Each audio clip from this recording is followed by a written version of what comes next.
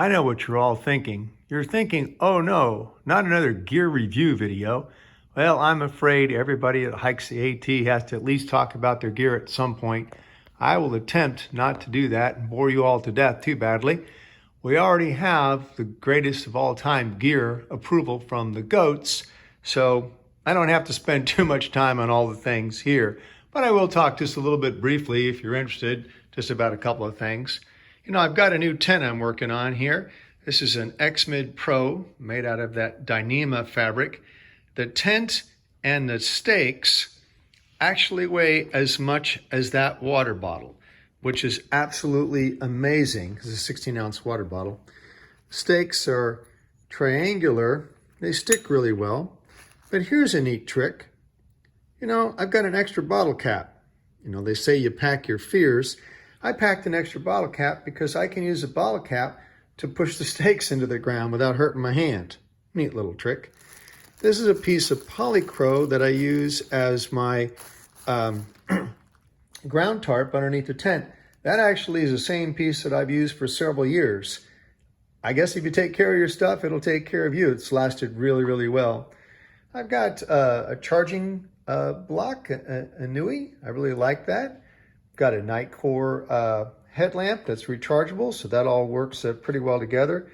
Mention this for a second. This is a 20 milliamp, which means, I don't know, it means it's pretty big. It means it's pretty heavy is what it means. It weighs as much as a water bottle there. It'll charge my phone up roughly 10 times, which is pretty cool. You know, once you get into camp, hate to get up in the middle of the night or what have you, but if you need to, it's nice to have an umbrella. So this is a Gossamer Gear umbrella. It's very lightweight, weighs 6 ounces. That is half the weight of that water bottle. I think it's worth the carry. It also clips on my backpack, so I don't have to mess with it while I'm walking. My tent doesn't have any poles. It uses your trekking pole. If you're in the market for trekking poles, there's two kinds. One kind is with the twist end, where you twist it and then you can expand it out and you twist the lock. The other kind is with these cam levers that will flip up and down. I highly recommend the cam levers, particularly if you get old and a little arthritic, like my hands. Can't twist those things when it's cold. It's much easier to be able to flip the lever. Hope I'm not boring you to death. I'm trying to be conscious of your time. You know, I got just a basic pot and so on. This is a Toaks pot. I did add some little silicone tubing to this. It's actually from RC race car gasoline line tubing. So it'll take the heat.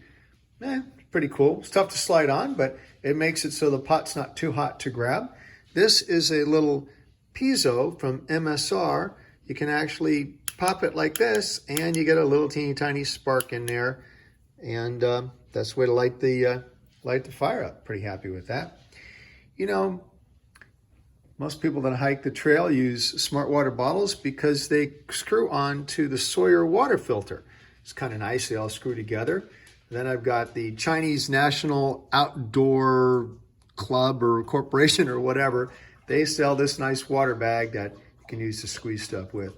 Quick tip, sometimes the puddles on the AT are kind of shallow. The little springs are kind of shallow and you need to get the water out. You need a little scoop of some kind. So having a little scoop that you can easily open and get water scooped up with is pretty handy.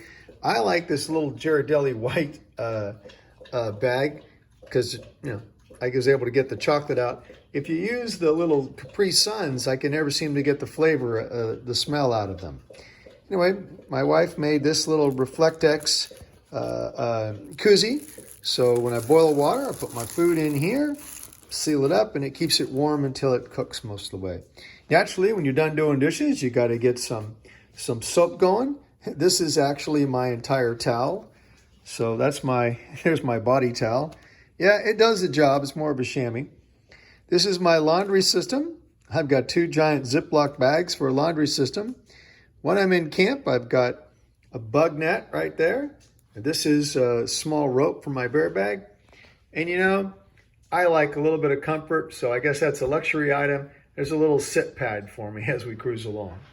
Other things I like to do is I like to keep my hands dry when it gets cold.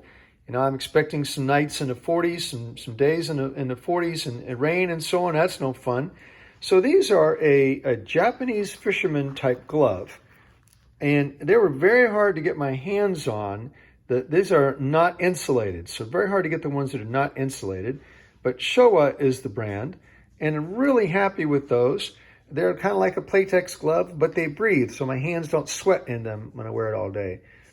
Saving weight as much as possible by wearing the visor. And I got these neat things here for my birthday. They are Mayfly sandals. Now these are not sandals to go like cross a stream in or anything like that.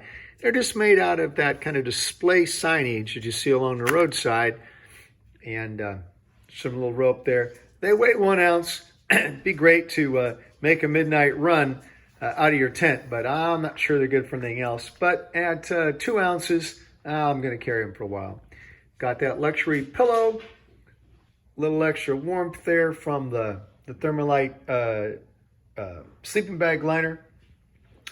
And I've shifted to a backcountry bidet kind of thing. This is a Kulo Clean is the brand. And it's got a little slot in it, fits on your water bottle. No, don't be grossed out by that. It's all right.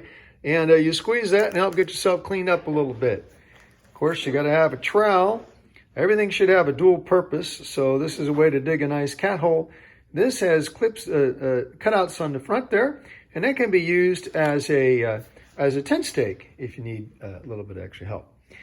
While I'm cruising the trail, I'm not very good at vlogging or whatever, video logging, I guess, but we'll see what I can do. I was able to find a really lightweight tripod. This is foam on there. I don't have the brand, sorry, it doesn't sell the tripod separately. But I did find this. This is called a Stick Pix, and this actually fits on the end of your trekking pole. And that way it turns it into a selfie stick. And that's a lot lighter than carrying a selfie stick. And at the same website where you can buy this selfie stick at, you can buy this nice attachment to attach your phone, multiple brands of phone, ultra lightweight, to carry your phone and do that with. Last, I want to talk a little bit here. See, we were talking a minute ago about GOAT-approved gear. You know, Sea to Summit makes some quality bags, really nice. I've got a nice old standard one here.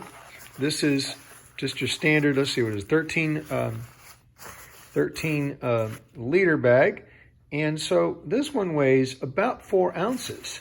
But they've come up with an Ultrasil, and this Ultrasil bag is really, really fine material, ultra light, and I saved 3 ounces on the same size bag by changing that.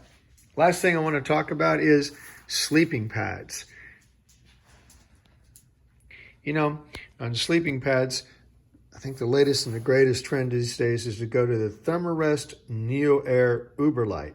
This weighs very little, very happy with that. It inflates to the same thickness as that pillow, and it's compact. I mean, you can see by the size of my hand, very, very compact. So I've got to cram everything into the pack, which is one of the challenges of any kind of a long distance hike. So hopefully I think that'll answer most of the stuff as far as gear goes. I try to go as quickly as possible and not bore you to death. If you want to know about something in particular, please post a comment below and I'll be happy to try to get back to you. I won't go over the clothing and so on. That's so variable and everybody's kind of particular on their own clothing. But anyway, hope to see you on the trail sometime. Thanks for watching.